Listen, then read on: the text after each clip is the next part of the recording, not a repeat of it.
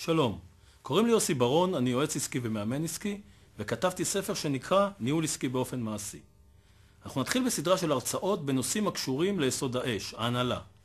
בסרטון הזה נעסוק באיזה שינויים אנחנו צריכים לעבור על מנת שהעסק שלנו ייראה בדיוק כמו שאנחנו רוצים שהוא ייראה. המציאות שלכם היא מה שאתם חושבים למציאותי. בטח שמעתם על אנשים שאומרים על עצמם שהם ריאליים, ועליכם שאתם לא ריאליים, שאתם מספרים להם על הרעיון שלכם, על החזון שלכם, או על כל חלום שלכם. כל אדם רואה את המציאות דרך המשקפיים שלו, ולכן יש שוני בין אדם לאדם. המושג ריאלי הוא מושג מאוד מאוד אישי. אז מה זה בעצם ההקשר? ההקשר הוא שינוי המציאות שלכם היום למציאות שבה הייתם רוצים להיות. לרובנו יש במוח את התמונה הברורה איך העסק שלנו ייראה.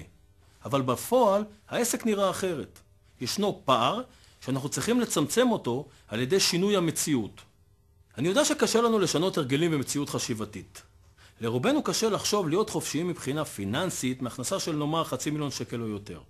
כי זה חורג מגבולות המציאות שלנו. רובנו חולמים על זה, אבל נשאר רק בגדר חלום.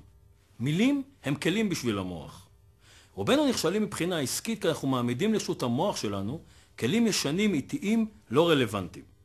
אם אתם רוצים להצליח מבחינה עסקית, אתם צריכים לשנות את ההקשרים שלכם. למה אני מתכוון? תשנו את אוצר המילים. תימנעו משימוש במילה מחר. תפעלו לפי סדר העדיפויות הנכון של מקבלי התשלומים בעסק. תשפרו את המיומנויות שלכם ואת ההשכלה הפיננסית שלכם. תשנו את אוצר המילים. אוצר מילים ישן ואוצר מילים חדש. בטור הזה יש משפטים שבאוצר מילים ישן אנחנו נהפוך אותם לאוצר מילים חדש. אז בואו נתחיל. אני לא יכול. הופך להיות איך אני יכול להרשות לעצמי. לקצץ בהוצאות שזה דבר נהדר בכל עסק, אבל מזה לא מרוויחים כסף, צריך להרוויח כסף. לעבוד בשביל העסק. שהעסק יעבוד בשבילי, זה הרבה יותר אפקטיבי. להימנע מסיכונים. אנחנו כעצמאים ובעלי עסקים נכנסים להמון סיכונים, אבל זה לא העניין, אנחנו צריכים להשיג שליטה. תימנעו משימוש במילה מחר. המילה מחר היא המילה ההרסנית ביותר לעסק שלכם. הרבה אנשים אומרים לעצמם, מחר אני אדבר עם מנהל הבנק, מחר אני אדבר עם הלקוח, מחר אני אתחיל לנהל תזרים מזומנים. מחר, מחר ומחר.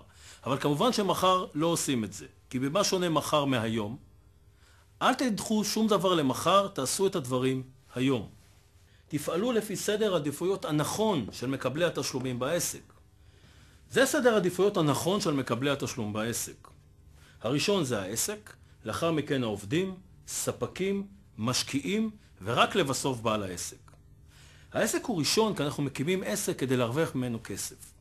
עסק זה כמו שתיל, שמגדלים ומטפחים אותו כדי שיניב פירות לאורך זמן. במקרה של העסק, שירוויח לנו כסף לאורך זמן. בעל העסק הוא אחרון. הרבה בעלי עסקים שמים את עצמם לפני העסק. מושכים כספים לפני העובדים, לפני הספקים ולפני כולם, ולכן הם גם נכשלים. אם אתם רוצים לקבל את התשלום ראשון, תהיו שכירים. תשפרו את המיומנויות ואת ההשכלה הפיננסית. תשפרו למשל את כושר הניהול שלכם. תרכשו כלי אימון ותשתמשו בהם. כדי להצליח היום בעולם העסקים, אתם צריכים להרחיב את הידע שלכם ולהשתמש בו. כדי לקבל החלטות חשובות וטובות לעסק שלכם. אחרי שהבנו מה זה הקשר, ואיזה שינויים מנטליים אנחנו צריכים לעבור כדי שהעסק שלנו יתקדם, בסרטון הבא אנחנו נלמד על מחשבות מעכבות ואמונות יסוד, וכיצד הם מנהלים את החיים שלנו ומפריעים לנו להתקדם קדימה.